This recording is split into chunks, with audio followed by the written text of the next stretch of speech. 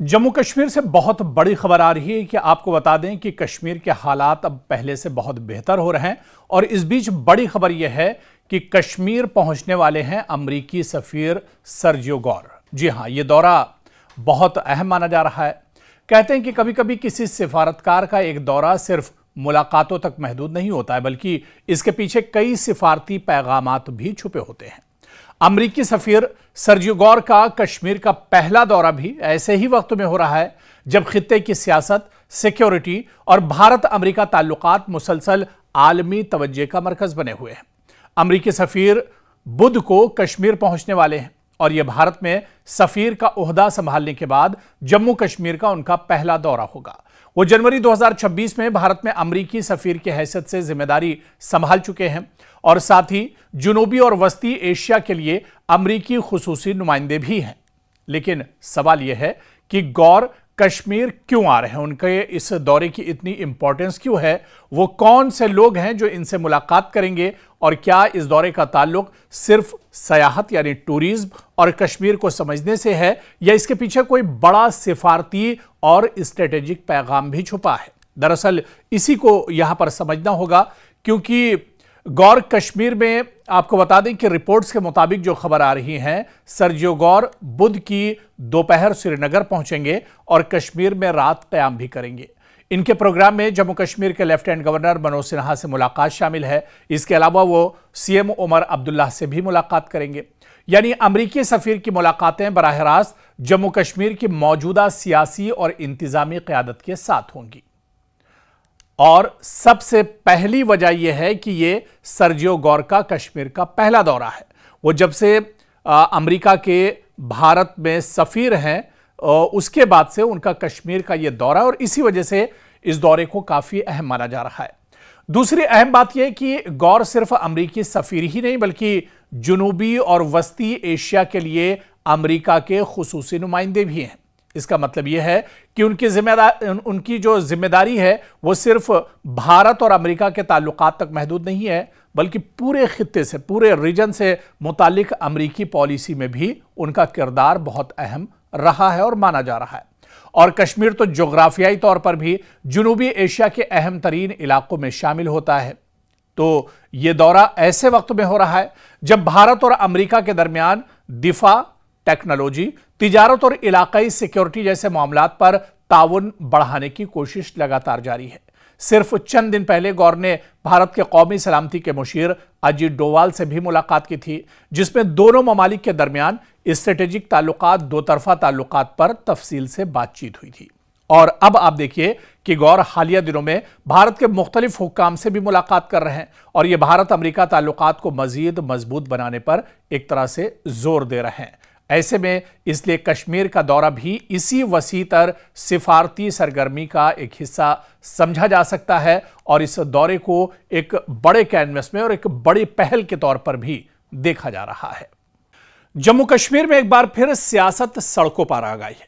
National conference की हुकूमत इक़्तिदार में है, लेकिन बीजेपी ने अब सड़कों से हुकूमत को घेरने का फैसला किया है। जम्मू में बीजेपी के सैकड़ों कारकुन सड़कों पर निकले, नारे लगाए, हुकूमत के खिलाफ एहतजाज किया और सीएम उमर अब्दुल्ला के इस्तीफे का मुतालबा भी किया। अब सवाल यहां पर यह उठता है कि क्या उमर अब्दुल्ला हुकूमत वाकई में अपने इंतखाबी वादे पूरे नहीं कर पाई या फिर नहीं कर रही है, या बीजेपी आने वाले सियासी मुकाबले के लिए अभी से माहौल बना रही है। और इस पूरी लड़ाई में जम्मू के अवाम, बेरोजगारी, तरक्की और रियासती हैसियत का मसला कहां खड़ा है। दरअसल इसको भी समझना होगा, क्योंकि जम्मू में बीजेपी के सैकड़ों कारकुनों ने नेशनल कॉन्फ्रेंस की क़यादत वाली हुकूमत के खिलाफ बड़े पैमाने पर एहतजाज किया है। पार्टी कारकुन डोगरा चौक, महेशपुरा और पंजतीर्थी समेत मुख्तलिफ मकामात पर जमा हुए और मार्च करते हुए सिविल सेक्रेटरीट की तरफ बढ़े। एहतजाज की क़यादत जम्मू कश्मीर बीजेपी सदर सत शर्मा, रुकन पार्लियामेंट जुगल किशोर शर्मा और असेंबली में अपोजिशन लीडर सुनील शर्मा समेत दीगर रहनुमाओं ने की। पुलिस और नीम फौजी दस्तों की बड़ी तादाद भी यहां तैनात की गई। बीजेपी ने उमर अब्दुल्ला हुकूमत पर बुनियादी तौर पर 3 बड़े इल्जाम लगाए हैं। पहला बड़ा इल्जाम, इंतखाबी वादे पूरे नहीं किए गए। दूसरा इल्जाम, बेरोजगारी और तरक्की के मसाइल हल सरकार नहीं कर रही है। और तीसरा बड़ा इल्जाम, जम्मू के साथ मुबैना इम्तियाज सरकार की तरफ से बरता जा रहा है। बीजेपी रहनुमाओं ने हुकूमत पर बदउनवानी और खराब हुक्मरानी के इल्जामात भी आयद किए और सीएम उमर अब्दुल्ला से इस्तीफे का मुतालबा किया। हालांकि बीजेपी का रियासती हैसियत पर भी एतराज है। यहां यह मामला दरअसल दिलचस्प हो जाता है। बीजेपी का कहना है कि नेशनल कॉन्फ्रेंस हुकूमत अपनी नाकामियों से अवाम की तवज्जो हटाने के लिए बार बार स्टेटहुड का मसला उठा रही है। जम्मू कश्मीर बीजेपी सदर सत शर्मा ने इल्जाम लगाया कि हुकूमत अवाम के बुनियादी मसाइल का जवाब देने के बजाय रियासती हैसियत को सियासी डिस्ट्रैक्शन के तौर पर इस्तेमाल करती रही है। लेकिन नेशनल कॉन्फ्रेंस का मौकफ इसके बिल्कुल बरक्स है। एनसी मुसलसल कहती रही है कि जम्मू कश्मीर के यूनियन टेरिटरी रहने की वजह से मुंतखब हुकूमत के इख्तियारात महदूद हैं और मुकम्मल रियासती हैसियत के बगैर हुकूमत अवाम की तवक्कुआत के मुताबिक काम नहीं कर सकती है। उधर अब जो ये सियासी लड़ाई है इसे भी समझना होगा, क्योंकि इस वक्त जम्मू कश्मीर की सियासत में एक दिलचस्प सूरत हाल है। मरकज में बीजेपी की हुकूमत है और जम्मू कश्मीर में नेशनल कॉन्फ्रेंस की सरकार। बीजेपी कहती है कि हुकूमत को जो इख्तियार हासिल है इसमें अवाम के लिए काम करे, जबकि नेशनल कॉन्फ्रेंस कहती है कि जब तक रियासती हैसियत वापस नहीं आती मुंतखब हुकूमत के हाथ एक तरह से बंधे हुए हैं। इसी इख्तिलाफ ने जम्मू कश्मीर की सियासत में मरकज बमुकाबला मुंतखब हुकूमत की बहस को मजीद एक तरह से तेज कर दिया है।